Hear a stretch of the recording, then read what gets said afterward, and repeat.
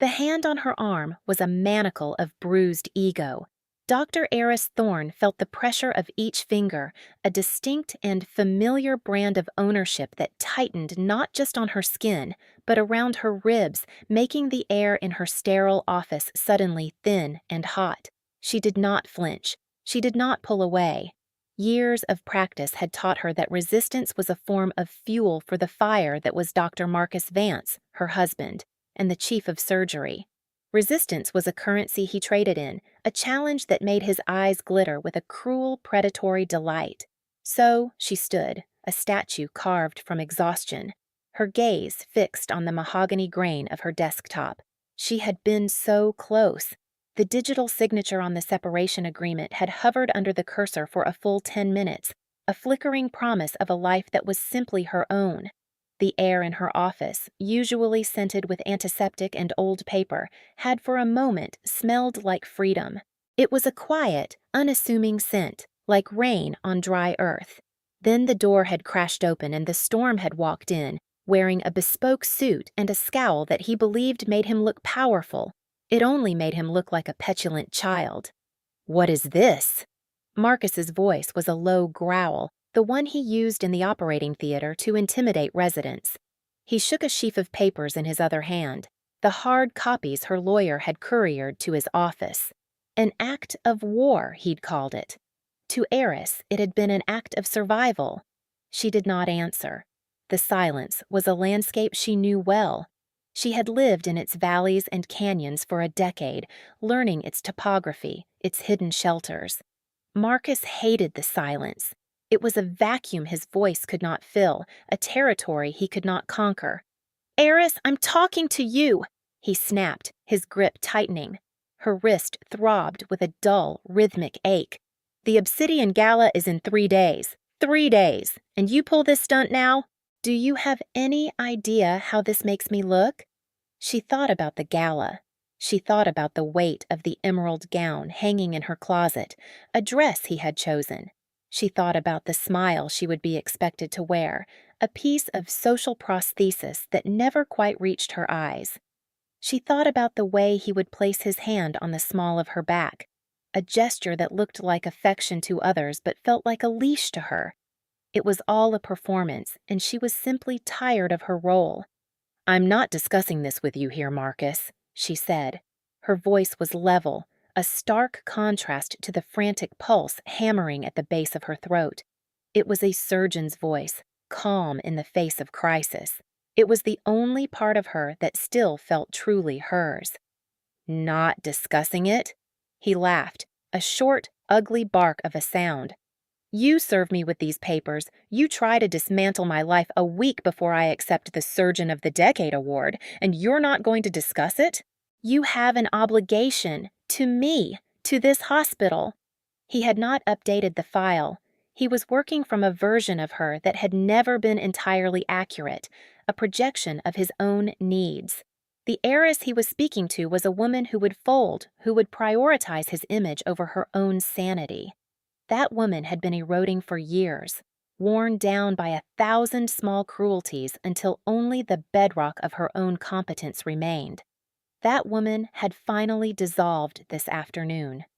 "Let go of my arm, Marcus." It was not a request. His face, handsome in a way that photographers loved and patients trusted, contorted. The mask of the charming, brilliant surgeon slipped, revealing the raw, grasping ego beneath.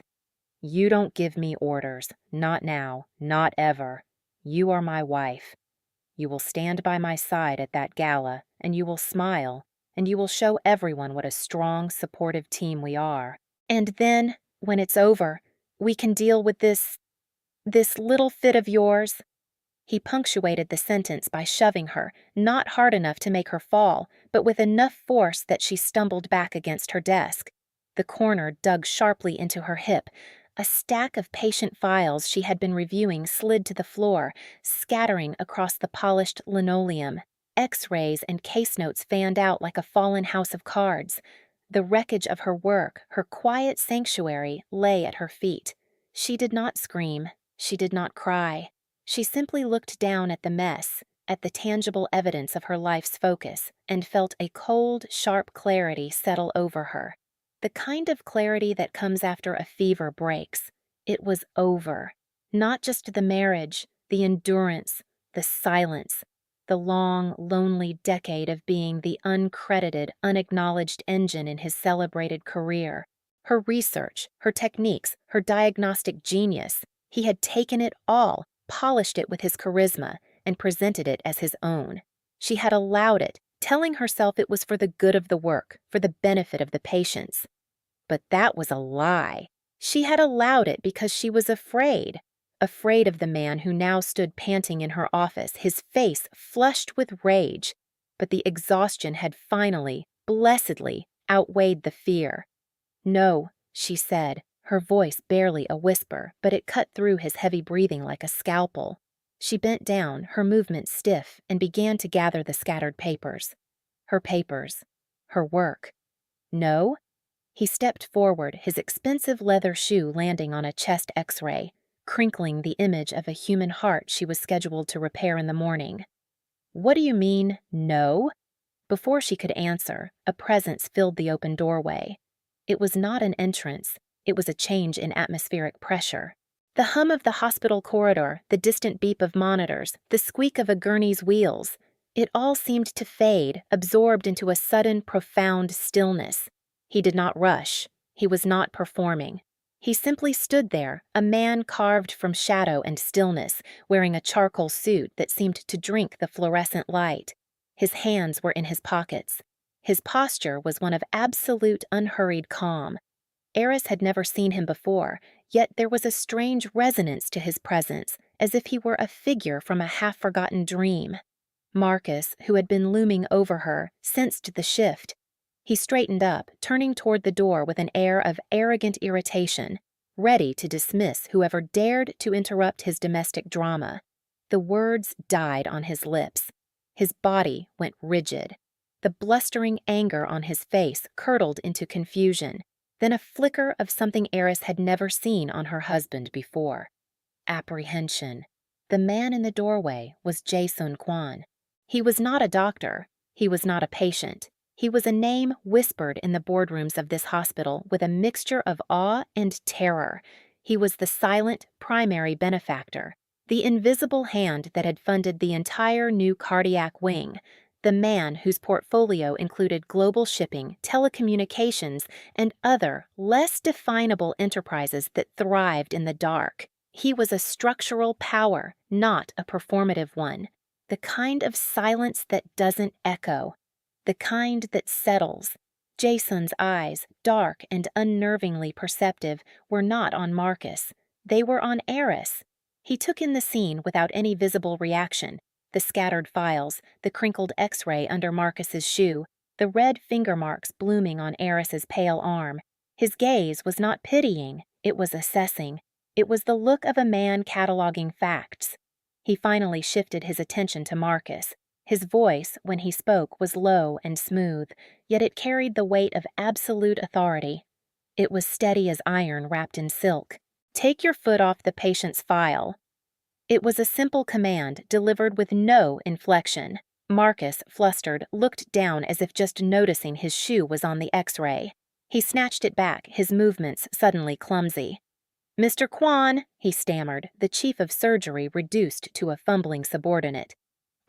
We were just having a private discussion." Jae-sun's gaze flickered to the hand Marcus still had clamped on Eris's arm. He didn't need to say a word.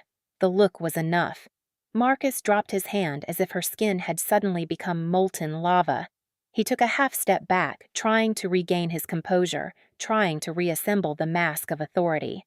"This is my wife, Dr. Thorne," Marcus said, attempting a tone of casual ownership that now sounded pathetic and hollow. "A small domestic disagreement. I apologize for the disturbance." Jae-sun did not acknowledge the apology. He did not acknowledge Marcus at all. His focus returned to Eris, who had finished gathering her files and now stood holding them to her chest like a shield. "Dr. Thorne," Jae-sun said, and the sound of her own name, spoken with such quiet respect, was a disorienting relief. "My meeting with the board has concluded. I was about to depart. Are you ready?" The question hung in the air, a perfectly constructed bridge out of her personal hell. It was an offer, a lifeline, and a statement of fact all at once. It implied a pre-existing arrangement, a world in which she was not Marcus's possession, but Jae-Soon Kwan's associate. It was a masterful, instantaneous rewriting of the power dynamic. Eris stared at him, her mind racing. Who was this man? Why was he doing this? The rational part of her brain, the surgeon's brain, screamed at the illogical nature of the situation. But the exhausted, bruised part of her, the part that had been silent for a decade, recognized safety when it saw it. Marcus gaped, his head swiveling between Aris and Jae-Sun. Ready? Ready for what? She's not going anywhere with you. A second man appeared behind Jae-Sun, as silent and unobtrusive as his employer. He was older, with graying temples and an impeccably tailored suit. He held a phone to his ear, but his eyes were on the scene. This was Mr. Park, Jae-Sun's legendary assistant, a man said to be able to orchestrate a corporate takeover with 3 text messages.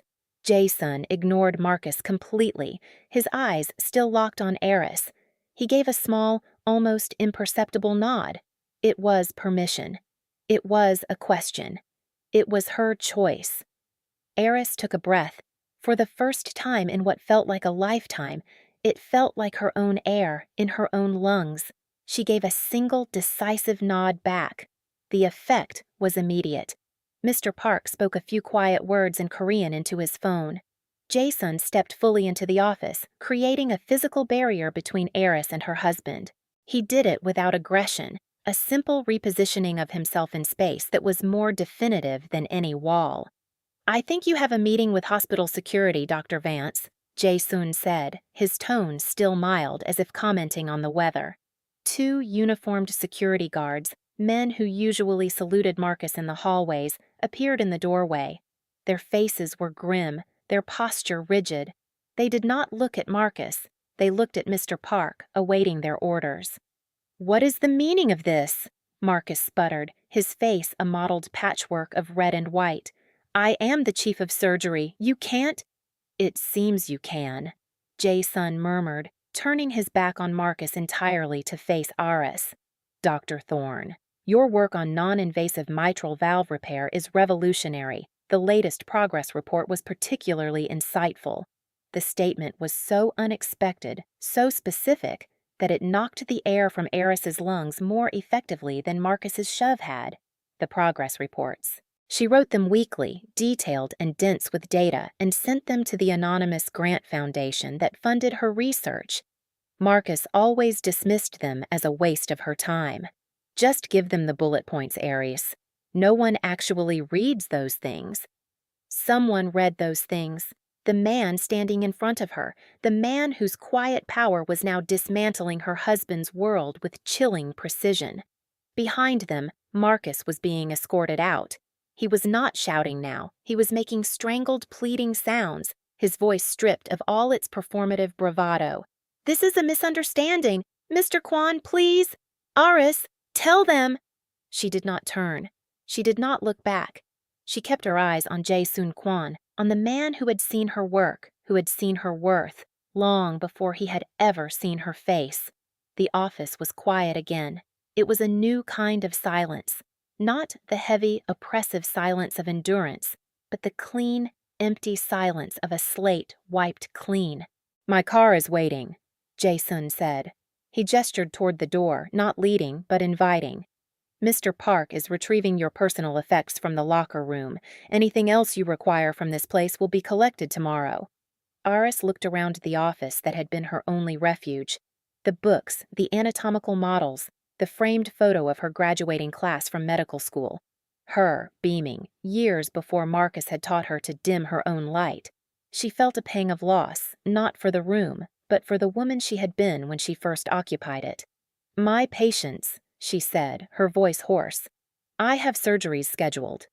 Dr. Han will be covering your cases for the next 48 hours, Jae-Sun replied without hesitation.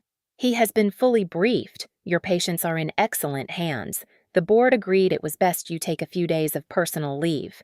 The sheer totality of his control was breathtaking. He had not just intervened. He had anticipated her needs, managed the consequences, and constructed a new reality around her in the span of minutes.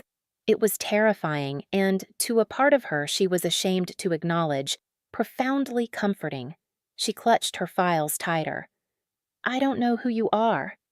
"I am Jae-sun Kwon," he said simply, as if that explained everything. And perhaps it did. He was the chairman of the Kwon Group. The foundation funding her research was one of his minor philanthropic arms. He was not just a donor. He was her patron, her silent employer. He had not stumbled upon a domestic dispute. He had been protecting his investment. The thought was both clinical and, in its own strange way, reassuring. She was not a damsel in distress. She was a valuable asset. To a man like Jae-sun Kwon, the distinction was crucial. He led her through the hushed corridors of the hospital. People averted their eyes. Whispers followed them like a wake. The power shift had been seismic, and the aftershocks were rippling through the entire institution. Marcus Vance, the sun around which this small universe revolved, had been publicly and humiliatingly eclipsed. They did not speak in the elevator, a gleaming brass and glass box reserved for board members. Eris watched her own reflection, a pale, wide-eyed woman in surgical scrubs holding a stack of papers. Beside her, Jason stared straight ahead, a study in stillness. He was not looking at her, but she felt his awareness of her as a tangible presence, a low hum of energy in the confined space. The car was a black Maybach, so silent it felt less like a vehicle and more like a moving room. The door was opened by a driver who did not seem to see them. Inside, the world outside was muted, the city lights smearing into soft blurs of color through the tinted windows. Mr. Park was in the front passenger seat, speaking quietly into his phone in Korean. A bottle of chilled water was waiting in the console for her. Eris took it, her fingers trembling slightly as she twisted the cap. She took a long, slow sip. The water was cold, clean. It felt like the first real thing she had tasted all day. "My apartment," she said, finding her voice. "Marcus is still on the lease. He has a key. The locks have been changed," Jae-sun said, his gaze fixed on the flow of traffic ahead. "Your belongings have been packed and moved. They are waiting for you." "Waiting for me where?" "At the residence." He did not elaborate. He did not need to. The residence. A place of such singular importance it required no other name. She leaned her head back against the cool leather. The adrenaline that had sustained her for the past hour was beginning to drain away, leaving a deep, bone-aching weariness in its place. Her mind, usually so sharp and linear, felt fuzzy, adrift. She was being moved, managed, handled. A part of her recoiled from the feeling, the echo of Marcus's control too fresh in her memory. But this was different. Marcus's control had been about diminishing her. This felt like logistics, cold, efficient, and utterly impersonal. "Why?" she asked, the words small in the vast, quiet car. "Why are you doing this?" Jae-sun finally turned his head to look at her. In the dim light of the cabin, his face was all sharp angles and shadows. His eyes were unreadable. "Dr. Thorne," he began, his voice low and even. "For 3 years I have read your work. I have read your proposals, your clinical trial results, and your weekly progress reports. I have read about your hypothesis on using engineered tissue to regenerate myocardial scarring, a theory the review board called ambitious but impractical. I funded it anyway. I have read your notes on the fluid dynamics of the aortic valve, which led to a redesign of a prosthetic that has since saved, by our last count, over 4,000 lives, a prosthetic for which your husband accepted an innovation award in Zurich." Eris felt a cold shock spread through her chest. He knew. He knew everything. Not just the public successes Marcus had claimed, but the private, unheralded work she had poured her soul into. "You are the most capable person in every room you enter," he continued, his voice a flat statement of fact. "And your husband has been treating you like a decorative accessory with a useful hobby. It is an inefficient allocation of a remarkable asset, and I do not tolerate inefficiency in my investments." An asset. The word should have stung. It should have felt dehumanizing. but coming from him, it felt like the highest form of praise. He was not seeing her as a woman, or a victim, or a wife. He was seeing her as a force, a mind, a collection of skills and talents that had immeasurable, extraordinary value. After a decade of being seen as an appendage, being seen as an asset felt like being seen for the first time. The car glided to a stop in a private underground garage. They were escorted to a private elevator that opened directly into a sprawling penthouse apartment. The space was breathtaking and severe, a symphony of glass, steel, and stone. Floor-to-ceiling windows revealed a glittering 180-degree view of the city. The furniture was minimalist, expensive, and looked as if it had never been touched by a human hand. In the center of the vast living room, neatly stacked and covered in protective plastic, were her boxes, her life, packed and relocated. A woman in a simple black dress, her hair in a neat bun, approached them. "Mr. Kwan, Dr. Thorne, welcome. Is there anything you require?" "Thank you, Mrs. Song. That will be all for tonight." Jason dismissed her with a slight bow of his head. The woman vanished as silently as she had appeared. Eris walked toward the windows, drawn by the celestial expanse of lights. The city looked like a scattering of diamonds on black velvet. It was beautiful and utterly alien. She felt as though she were on a space station, observing a world she no longer belonged to. She wrapped her arms around herself, the thin fabric of her scrubs providing little comfort. "This is a lot," she said softly. "It is a place to work," Jae-soon said from behind her. "There is a full medical research library connected to the study. The network is secure and has access to all the journals you might need. Food will be provided. You will not be disturbed." He was giving her a laboratory, a sanctuary, a fortress. He was giving her everything she needed to be herself, the self Marcus had tried so hard to smother. And yet, a knot of unease tightened in her stomach. It was another gilded cage, however well-intentioned. She turned to face him. He stood in the middle of the room, a pillar of quiet command in this vast, empty space. He had not taken off his jacket. He had not relaxed his posture. He was still observing, assessing. "Mr. Kwan," she began, her voice gaining a sliver of its old strength. "I am grateful for your intervention at the hospital. I am overwhelmed by this." She gestured at the opulent room. "But I can't stay here. I am not your responsibility. I don't need saving." The words hung in the air between them, a declaration of independence she desperately needed to make. She expected him to argue, to insist, to exert the quiet authority that had been so effective thus far. Instead, a ghost of a smile touched his lips. It was a startling transformation, a crack in the marble facade that revealed something human beneath. It was not a smile of amusement or condescension.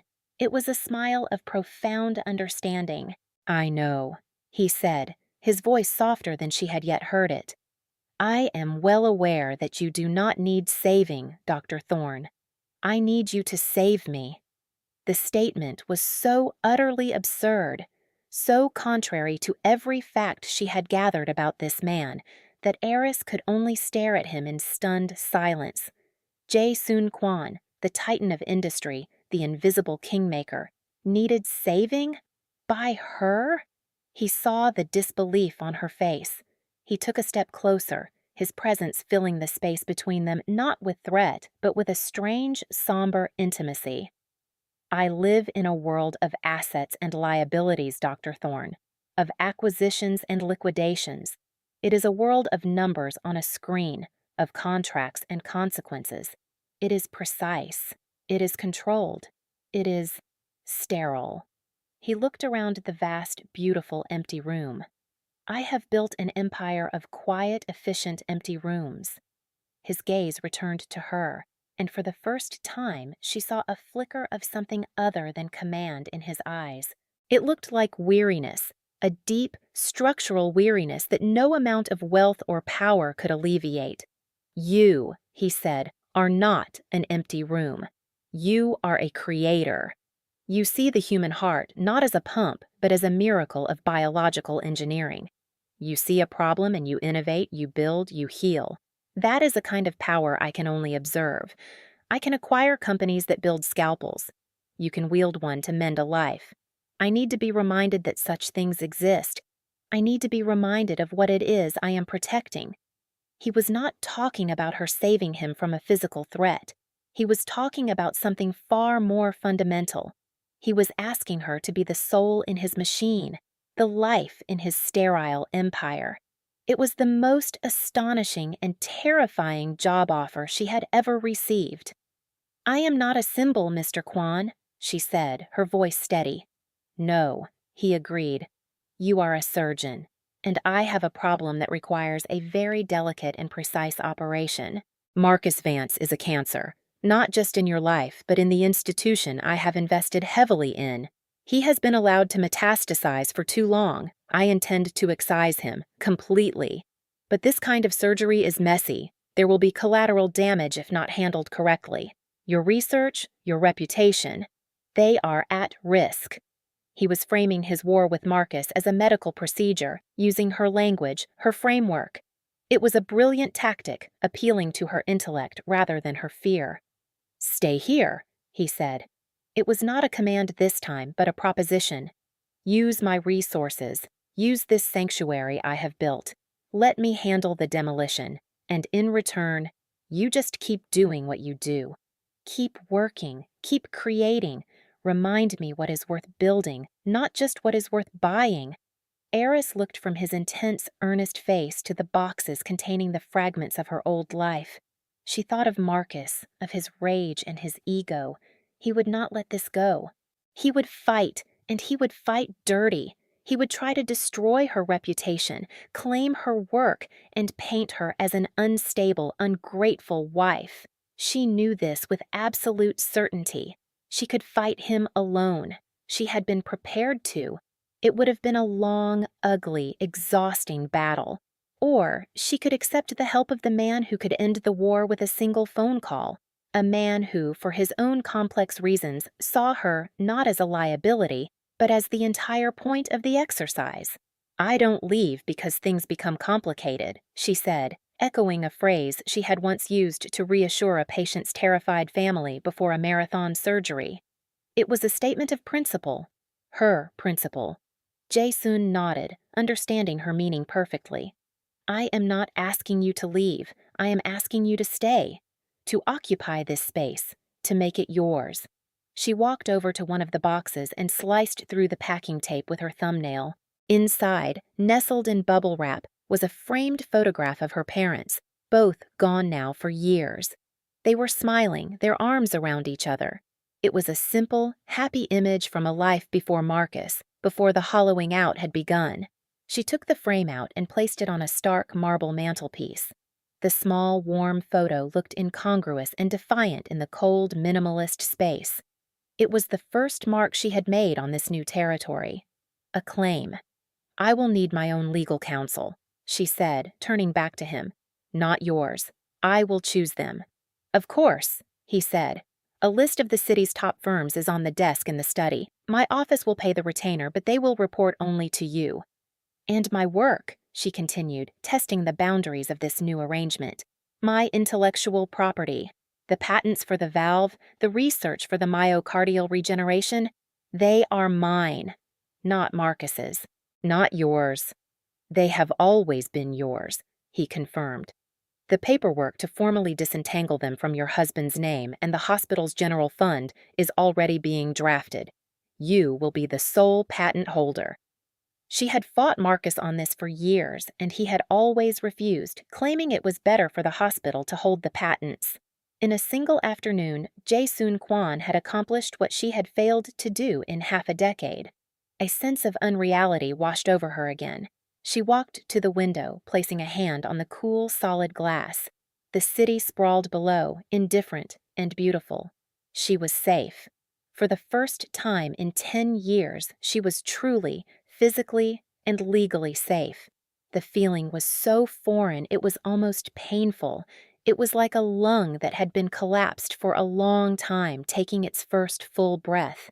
"He will not give up," she said, more to herself than to Jae-sun. "Marcus, His ego won't allow it. Ego is a liability I am very good at leveraging, Jae-sun said quietly. He will be given enough rope to hang himself. He will take it, believing it is a lifeline. The days that followed were a strange blend of surreal peace and focused intensity. The penthouse, which had at first felt like a sterile museum, slowly began to feel like a home.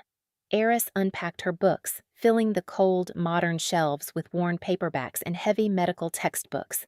She set up her personal laptop in the study, a sleek, glass-walled room that felt like a command center. She worked. She dove back into her research with a ferocity that surprised even herself. Freed from the constant low-level stress of living with Marcus, her mind felt sharper, clearer. Ideas that had been stalled for months suddenly clicked into place. She filled whiteboards with complex equations and diagrams, losing herself for hours in the elegant dance of biology and mechanics. Jae-sun was a discreet and constant presence. He was often gone during the day, running his empire from a downtown office that Eris imagined was as silent and controlled as the penthouse. But he was there in the evenings. They would share a simple meal, prepared by the silent Mrs. Song in the vast dining area. Their conversations were never personal. He would ask about her research, his questions startlingly astute for a layman. He listened with an unnerving stillness, absorbing every detail. In return, he would sometimes talk about his work, but in metaphorical terms. He spoke of hostile takeovers as if they were complex surgical procedures, of market vulnerabilities as if they were hairline fractures in a bone. He was showing her his world through her lens, creating a shared language. One evening, he brought her a tablet. "A new acquisition," he said, placing it on the table between them. "A small biotech firm in Germany. They specialize in 3D printing of organic tissues. Their technology is promising but underfunded. I thought it might be of interest to you." Eris scrolled through the company's portfolio. Her breath caught. Their technology, combined with her research on myocardial regeneration, could be the missing piece of the puzzle. It could make her theoretical work a practical reality. It was a gift of unimaginable value, delivered as casually as if he were passing her the salt. "This is incredible," she whispered, her eyes scanning the data. "It is yours to lead if you wish," he said. "We can build a dedicated lab, here or in Seoul. Wherever you feel the work would best be served." She looked up at him, her mind reeling with the possibilities. He was not just giving her a shield. He was giving her an arsenal. He was giving her the tools to change the world. "Why?" "I told you," he said, his expression serious. "I need to be reminded of what is worth building." Meanwhile, Marcus was proceeding exactly as Jae-sun had predicted. After a brief suspension, he had leveraged his remaining allies on the hospital board to get reinstated, albeit with a formal reprimand. He filed for divorce, and the petition was a work of fiction. He painted Aris as mentally unstable, prone to fits of hysteria, and claimed she had abandoned him under the influence of a mysterious and controlling benefactor. He petitioned the court to freeze all their assets and laid claim to her entire body of research, stating it was a product of their joint marital efforts. Her lawyer, a sharp, no-nonsense woman named Clara, was unfazed. "It's a classic narcissist's playbook," she said over a video call. "He's creating a narrative to make himself the victim. It's weak and it won't hold up, but it will be unpleasant." Eris felt a familiar knot of dread. The thought of having her life, her mind, dissected in a public courtroom was nauseating. "He is overplaying his hand," Jae-sun commented that evening, after she told him about the petition. He was looking at a stock market feed on his phone, but she knew he was giving her his full attention. "He believes his reputation is his armor. He has no idea that I have already purchased the forge that made it." The Obsidian Gala loomed. It had become the focal point of the entire drama.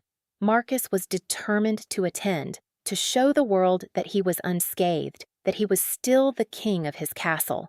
His publicist had even leaked a story to a gossip column about how he and his beloved wife were working through a difficult patch, and that they would present a united front at the gala. "You do not have to go," Jae-sun said 2 days before the event. He found her standing in the walk-in closet, a space larger than her old apartment's living room, staring at a gown that had been delivered that afternoon. It was not the emerald green one Marcus had chosen. This dress was the color of a stormy sky, a deep, architectural gray silk that seemed to shift and change in the light. It was not a dress designed to make a man look good. It was a dress that was a statement in itself. It was armor. "He will spin a story if I don't," Eris said, touching the cool fabric. "He will say I'm hiding, that I'm being held against my will. He will use my absence as proof of his lies. He will do that anyway," Jason pointed out. "I know," she said, turning to face him. "But I am tired of letting him tell my story. I want to be there. I want to see his face when he realizes he has lost." The words surprised her. The desire for retribution was a foreign emotion, but it was there, cold and hard and real. Jason simply nodded. "The dress fits, then."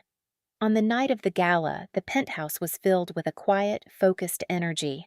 A hairstylist and makeup artist, dispatched by Mr. Park, worked on Eris with professional deference. They did not chatter. They worked, transforming her into a version of herself she barely recognized. The woman in the mirror was sleek, powerful, her eyes lined in a way that made them look sharp and assessing. Her hair was swept up in a complex knot that exposed the elegant line of her neck. When she walked out into the living room, Jason was waiting for her. He was dressed in a black tuxedo that was a marvel of tailoring. He held a velvet box. He did not compliment her. He simply looked at her, his eyes taking in the entire picture, and gave a single satisfied nod. "This will complete the look," he said, opening the box. Inside was a necklace. It was not a cascade of diamonds or a string of pearls.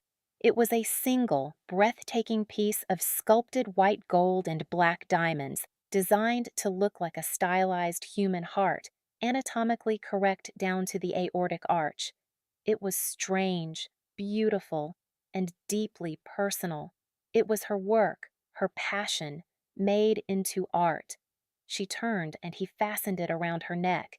His fingers were cool and steady against her skin. For a moment, she felt the warmth of his body behind her, a solid, reassuring presence. It was the closest they had ever come to a physical touch. The moment passed as quickly as it came. "It's beautiful," she whispered, looking at the piece in the reflection from the window. "It is a prototype," he said, "from the German firm. They can 3D print in precious metals as well as tissue. I thought you should have the first one." They arrived at the museum where the gala was being held.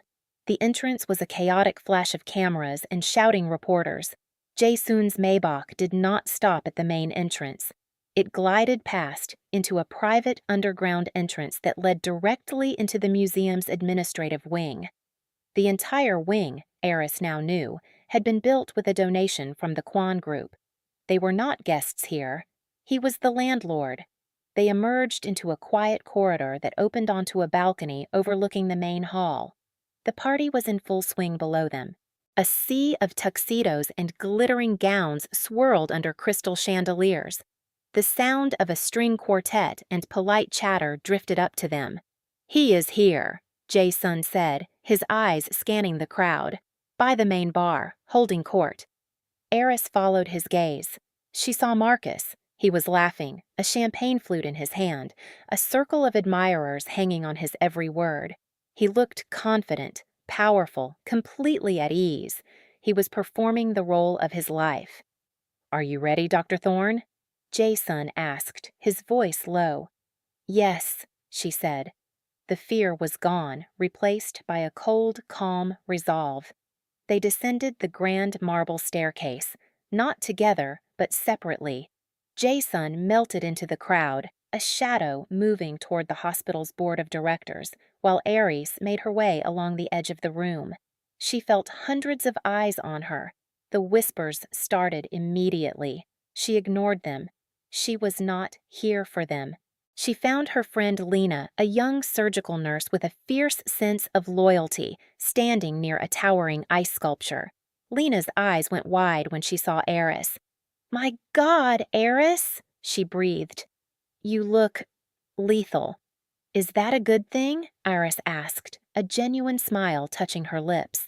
On you? It's a great thing, Lena said, squeezing her hand. He's been insufferable all week, telling everyone you had a breakdown, and he's been managing your care. He's a piece of work. I know, Eris said, but the work is about to be decommissioned. It didn't take long for Marcus to spot her. His smile faltered for a fraction of a second when he saw her dress, her necklace, her composure. He had expected a broken, weeping woman to crawl back to him. He was not prepared for this queen of a frozen sea, but his ego was a powerful muscle. He quickly recovered, excused himself from his circle, and began to stride toward her.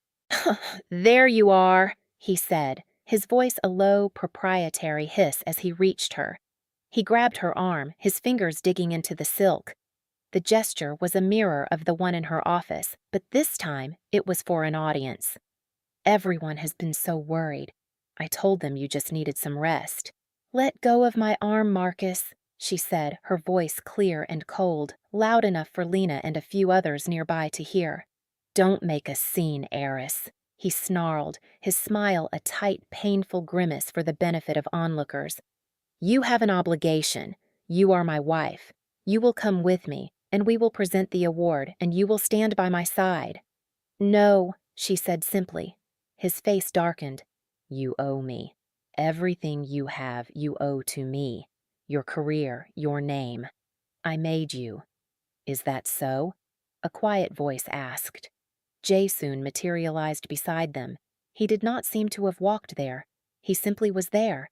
He placed a hand on Eris's shoulder, a gesture of gentle, firm protection. He looked at Marcus's hand on her arm. You seem to have a habit of putting your hands where they don't belong, Dr. Vance, Jason said, his voice dangerously soft. Several members of the hospital board, including the chairman, were now standing nearby, drawn by the gravity of Jason's presence. Marcus, seeing his audience, tried to bluster his way through. Mr. Kwan, this is a private matter between my wife and me. I must ask you to— Your wife? Jason interrupted, one eyebrow arching slightly. I believe the divorce petition you filed identifies her as mentally unstable and claims she abandoned the marital home. It is difficult to keep your narrative straight, isn't it? Marcus's face went pale. The board members exchanged uneasy glances. Now, about what you are owed, Jae-soon continued, his voice as calm as a frozen lake. Let's do a brief accounting. He took out his phone. The screen glowed. As of 9 a.m., yesterday, the Kwan Group acquired a majority stake in Medfin Capital, the firm that holds the primary debt for this hospital.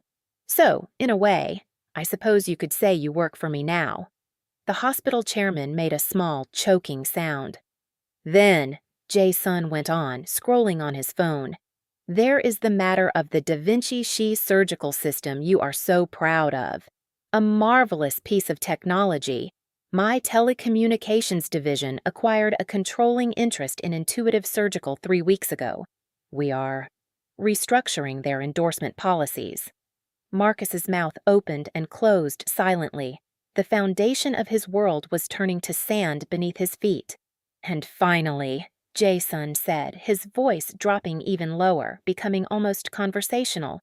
There is the matter of Dr. Thorne's intellectual property, the patents you so graciously claimed as a joint marital effort. My legal team found that rather amusing. As of this morning, I am the sole owner of the private patent-holding firm where her work is now registered, and my first act as owner was to file a multi-million-dollar intellectual property theft lawsuit against you, personally, and against the hospital for its complicity. He looked up from his phone and met Marcus's terrified gaze. So you see, Dr. Vance, you don't owe me anything. You are simply a liability, and I am liquidating you. The performative confidence, the swagger, the arrogance, it all dissolved in an instant. Marcus Vance did not just break, he shattered. His face, which had been his fortune, crumpled like a piece of paper. His body seemed to shrink. He looked from Jae-sun's implacable face to Eris's cool, calm expression. He saw no mercy. He saw no escape. He did the only thing a man with nothing left could do.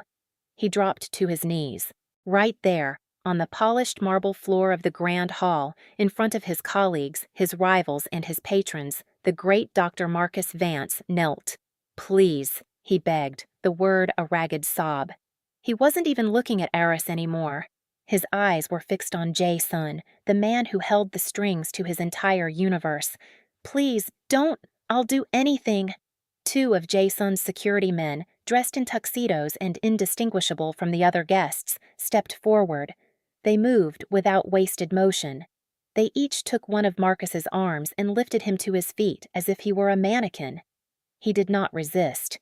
He was weeping openly now, great, gulping, undignified sobs. They escorted him away, not through the main doors, but toward a side exit, erasing him from the scene as efficiently as one would delete a corrupted file. The hall was utterly silent. The string quartet had stopped playing. Every single person was staring at the spot where Marcus had been, and then at Eris and Jae-sun. Jae-sun turned to the stunned hospital chairman. "I believe you have an award to present," he said calmly, "and a new director of the Kwan Medical Research Institute to announce." He looked at Eris, his eyes holding a quiet, profound respect. "I would like to introduce Dr. Eris Thorne. She has been the most capable person in every room she has ever entered. It is time everyone knew it." He took her hand, not as a possessor, but as a partner, and led her toward the stage. The whispers that followed them now were not of scandal, but of awe. Eris walked with her head held high, the strange, beautiful heart on her chest feeling not like a piece of jewelry, but like her own heart, finally returned to its rightful place. Later that night, they stood on the balcony of the penthouse. The city lights below seemed brighter, clearer. The air was cool and clean. Eris held a glass of champagne, but she hadn't touched it. She didn't need it. The feeling inside her was a form of intoxication all its own. It was peace, a deep, quiet, structural peace. She had not felt a savage joy at Marcus's downfall. She had only felt a slow, profound release, like a patient taking their first breath without a ventilator. The weight she had been carrying for a decade was simply gone. "Thank you," she said, looking at Jae-sun. He was leaning against the railing, his tie loosened, the first sign of relaxation she had ever seen in him. "I did what was necessary to protect my interests," he said, his standard, deflective reply. "You did more than that," she said. "You gave me a public platform when I was used to being a footnote." "I merely corrected the attribution," he said. "The work was always yours. The credit was overdue." He paused, looking out at the city. "The Institute's primary lab will be completed in 6 months. The German team arrives in 2 weeks to begin integration. The board has been restructured. You will have carte blanche, and a budget that will make the hospital's entire endowment look like a rounding error." She smiled, a real smile that reached her eyes and made them shine. "You are a terrifying man, Mr. Kwan." "Jae-sun," he corrected her gently. "And you, Dr. Thorne, are a formidable woman." They stood in comfortable silence for a long time, the city breathing beneath them. The war was over. The future was a blank page, a clean slate. It was daunting, but it was hers. "You know," she said, finally turning to him, "what you said that first night, about needing me to save you." He looked at her, his expression unreadable in the dark. "Yes." "I think I understand now," she said. "It wasn't about me. It was about you. You needed a project, a person to champion, something to build instead of acquire, something to heal." He considered this for a moment. "Perhaps," he conceded. "My world is very black and white, Eris. You are the color." It was the most poetic thing she had ever heard him say, a metaphorical abstraction that was so unlike him and yet so perfectly true. He had lived in a monochrome world of power and control, and she, with her messy, complicated, life-saving work, was a splash of brilliant, vivid color he could not ignore. "I don't leave because things become complicated," she said, her voice soft. "And this is all very, very complicated." "I am counting on it," he replied. He reached out, not to touch her, but to take her empty champagne glass from her hand. His fingers brushed hers for a fleeting second. It was a spark of warmth in the cool night air. You saved yourself, Eris. I just cleared the field so you had room to work. She knew he was right. He had not been her savior. He had been her ally. He had recognized her power and had simply, ruthlessly removed the obstacles that prevented her from wielding it. Theirs was not a fairy tale. It was a strategic alliance that was slowly, unexpectedly blooming into something more. A partnership of equals, built on a foundation of mutual respect and a shared understanding of power, both the kind that could ruin a man and the kind that could mend a human heart. Looking out at the endless horizon, Eris Thorne felt a slow exhale that had been building for 10 years. She was not saved. She was free. And for the first time, she was ready to see what came next.